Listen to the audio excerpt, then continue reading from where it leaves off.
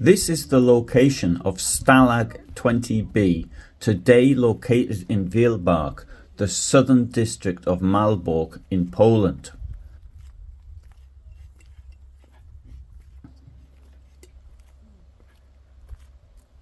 Even if this is just what appears to be waste ground located next to the cemetery, probably waiting for enough people to die so the cemetery can be enlarged, it once housed as many as 33,000 Polish, British, French, Belgian, Serbian, Soviet, Italian, Australian, New Zealand and Canadian prisoners of war. As usual in my videos, I'm showing you what the camp looks like today. Of course I could be filming just about anywhere because next to nothing remains of it. There is a memorial in the cemetery, but that was put there in recent years. However, I was fortunate enough to visit at a time when the tourist office in Malbork had an exhibition on the prisoner of war camp, which gave me easy access to a lot of materials that otherwise I might not have had. Malbork is best noted for its Crusader castle, which dates back to the 13th century. It is said to be the largest castle in Europe, and when looking at it from the western side of the Nogat River, it is very impressive. The prisoner of war camp was located some 5 kilometers to the south of the castle. After the end of World War I, Poland was recreated. In order to give Poland access to the sea, it needed a port, but the population of the port of Gdansk was largely German, so instead of ceding the city to Poland, an independent city-state called the Free City of Danzig was created. The city-state also had a large hinterland, which covered both sides of the Vistula River at its mouth, and its eastern border was marked by the Nogat River. Thus Marienburg, as Malbork was then called, which lies on the eastern bank of the Nogat, found itself in Germany, but it directly faced the Free City of Danzig. In this way, Marienburg witnessed the beginning of World War II, which included the first commando raid leaving its railway station in an attempt to capture the vital railway bridges over the Vistula River at Tczew.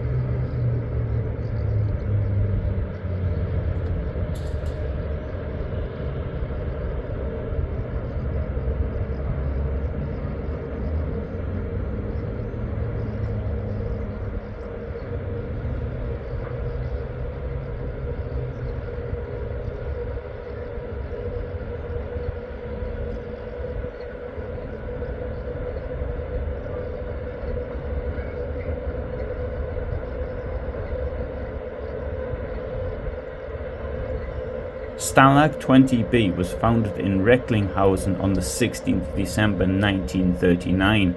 It was then relocated to Licha on the 20th of December 1939 and afterwards to Wielbark on the 1st of February 1940.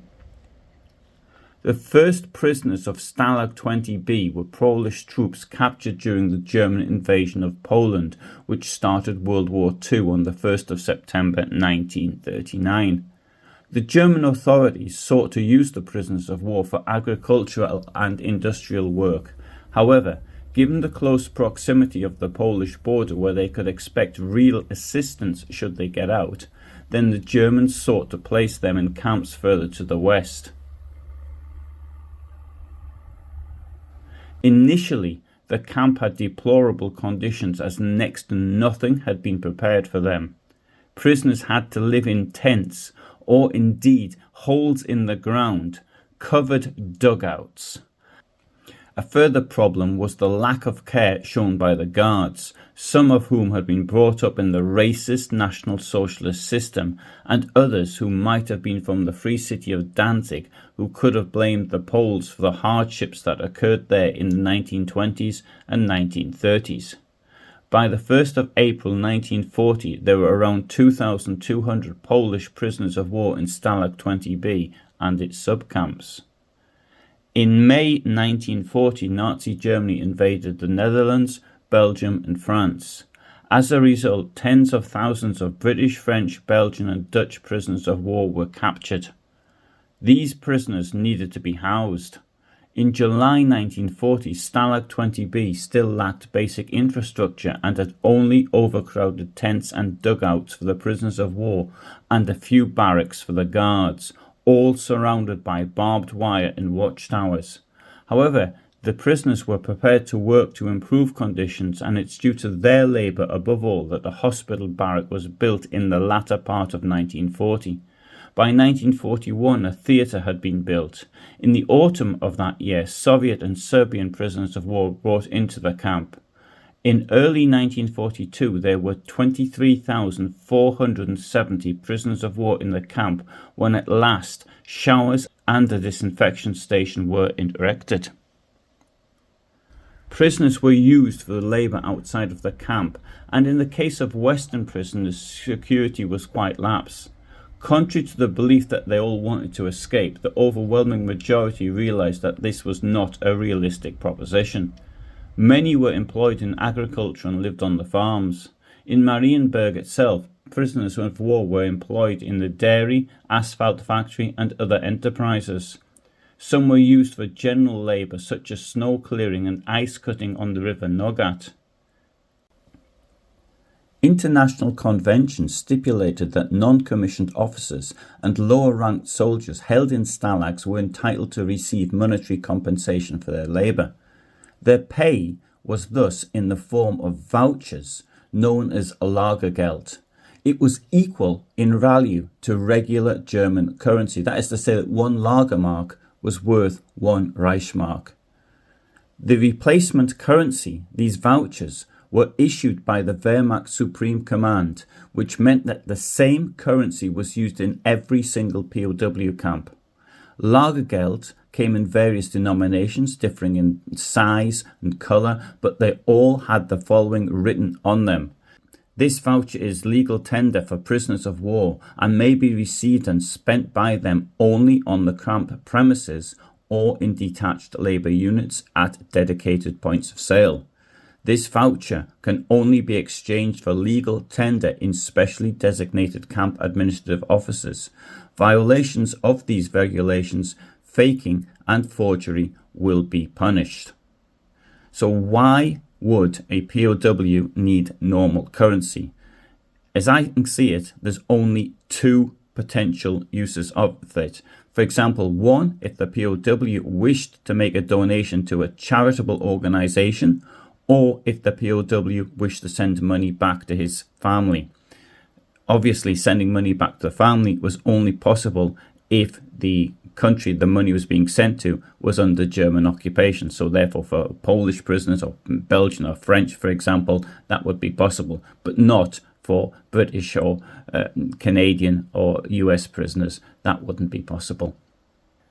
Now, what could they do with this money? Well, a bit as happens in prisons, for example, they could exchange this currency for things at POW shops which existed. And the reason why they didn't give them regular currency, I think that's quite obvious. That was so that they wouldn't have cash should they try to escape. During the Second World War, the Red Cross delivered 90 million parcels, weighing a total of 430,000 tons. Initially, these parcels had to be shared out amongst prisoners, but in time, each prisoner got their own parcel. As a rule, the parcels had the same content, which meant to say that everybody was treated equally. This, of course, was of great importance to the prisoners themselves. Occasionally, though, the parcels would have special themes to them, such as Christmas parcels, which would contain Christmas foods, such as Christmas pudding. Red Cross parcels were delivered equally to all prisoners. However, British prisoners of war were able to receive private parcels from family or friends 4 times a year. Personal parcels for the British were handled in the camp by a special packet post team under the supervision of the camp trustee, Staff Sergeant James Fulton.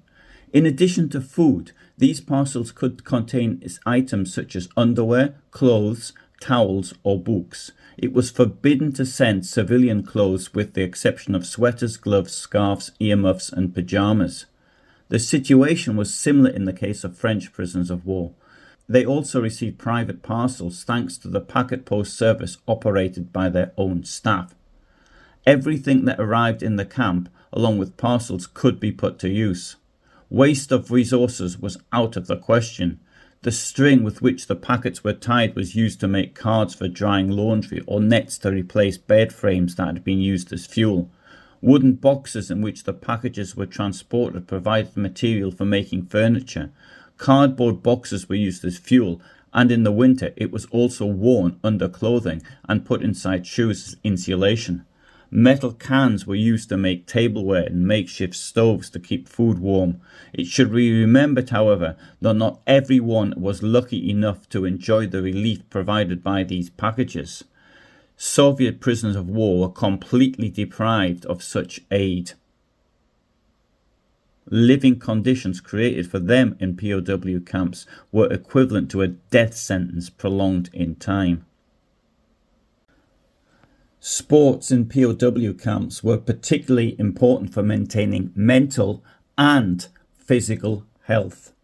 Inmates treated it as a means of maintaining fitness that could prove useful for them if they found themselves in a situation where they could flee or they could take up arms again. It was also a means of distracting attention from the everyday bleak reality of camp life. Physical exercises together with matches or tournaments made it possible to forget about what was going on, the plight of the prisoners, depression, hunger, and pain, if only for a few moments. By allowing prisoners of war to engage in this type of activity, German authorities used this for propaganda. By presenting human aspects of camp life, they attempted to warm their image and gain favour with prisoners of war and international humanitarian organisations. Organisations such as the International Red Cross and the YMCA were aware of the true intentions of the German authorities, but the benefits to the health and mental condition of the prisoners prevailed. That is why these organisations supported all forms of physical activity of POWs, both individually and collectively. I think it's quite obvious that football was the most popular sport. Games were organised at various levels, with matches being played between individual working parties, between teams representing specific military units, and between national teams as well. There were also regular league games in several districts, in which up to 10 teams participated. Apart from football, tournaments were held in boxing, handball, and athletics. In addition to outdoor sports, table tennis, cards and board games such as chess, drafts, dominoes and Monopoly were also popular in the common areas. Prisoners of war were allowed to have their own camp news outlets.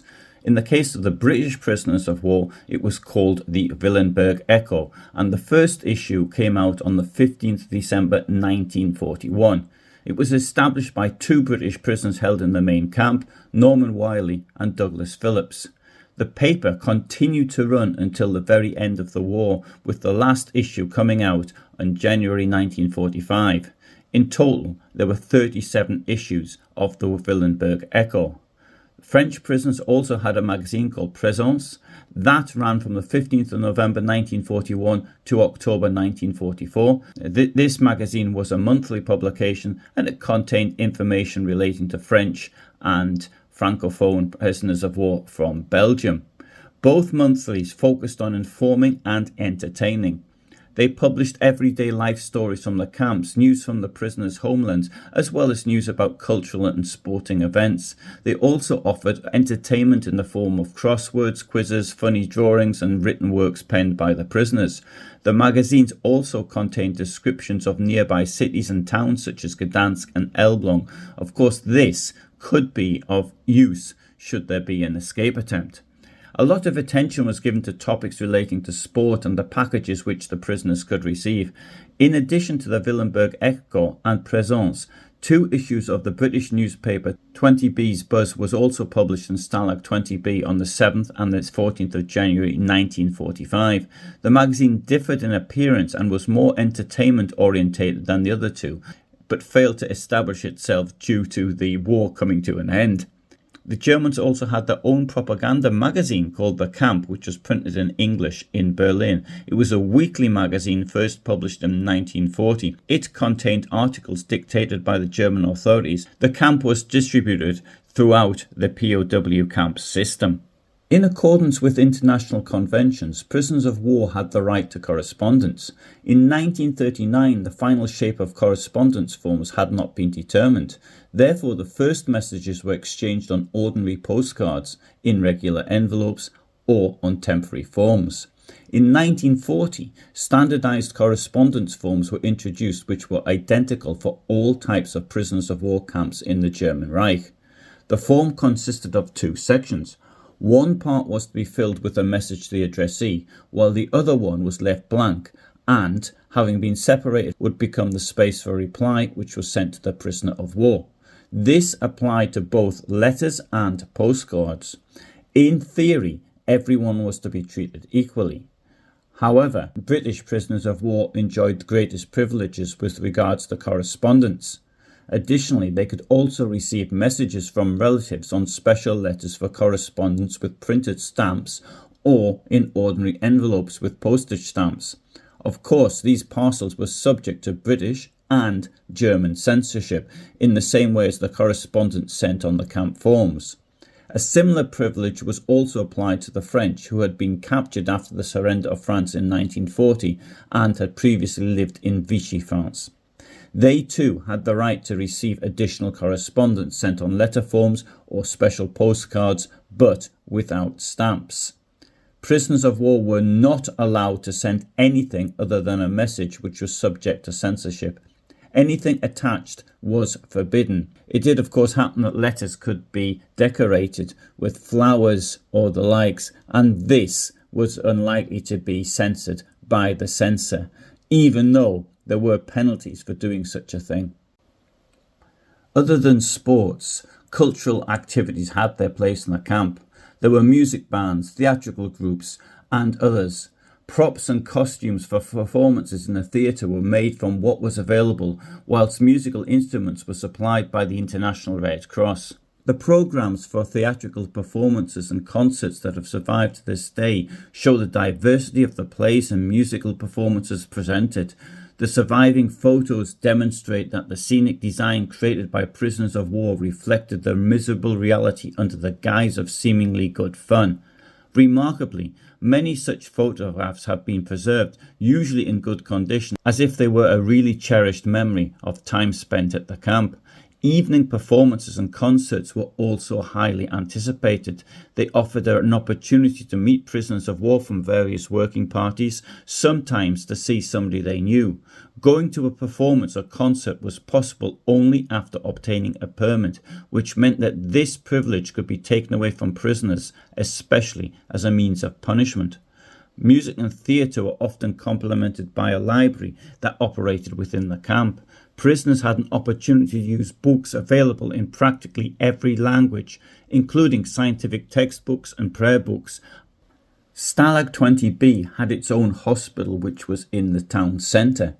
It was located at the building of the Shooting Society, that's a Schützenhaus, at 54 Mühlgraben, which you can see in this video, which is today ulica Mickiewicza. The hospital became functional on the 28th of May 1940. There were between 2 and 4 doctors as well as auxiliary personnel. It was not until 1944 that a separate infirmary was arranged in the camp. The hospital was in operation until the very end of the camp's existence. At the time of evacuation in January 1945, only the most seriously ill prisoners who could not be moved remained there. Some prisoners of war arrived in the camp wounded. They could die. Furthermore, prisoners could also die from diseases or for other reasons. Everyone was guaranteed a burial, although its exact form depended on the nationality of the prisoner. British prisoners were always buried in the presence of a chaplain and a bagpipe player. Coffins were draped in the national flag, which was to be returned to the Germans immediately after the ceremony. If possible, the grave was photographed and the prisoner's family received this information from the burial. Crosses were initially forbidden on the graves, the argument being that wood was needed for other purposes and was in short supply. The fate of Soviet prisoners who died was completely different. At best, they could hope to be wrapped in brown paper and buried in a communal grave. Often, though, they were just thrown into a pit alongside other bodies. The British cemetery can, of course, be seen today in Malbork. In September 1943, Italy changed sides, and there was suddenly a large number of Italian prisoners of war also. The lucky ones were sent to prisoners of war camps like Marienburg, while the less fortunate ended up in concentration camps. This meant by January 1944 the number of inmates grew to nearly 30,000, and by August 1944 the camp reached a record 35,361 prisoners of war. In January 1945, the Red Army reached East Prussia as it continued in its drive west. In freezing conditions, the camp was dissolved, and the prisoners started a long journey west to one destination after another, a march that was to last until April 1945 when they were liberated. For the prisoners, this was by far the hardest time of the war. They struggled with cold, hunger, exhaustion, and diseases. Owing to the breakdown of the infrastructure, they could be ordered to repair damage, clear snow or obstacles, help to build trenches or other work. As they moved west, the danger from Allied air attack grew stronger. Some of these prisoners were even killed in Allied air attacks. During this time, they often ate nothing and slept little. It is this march to the west which is remembered above all by many prisoners as being by far the worst time of the entire war.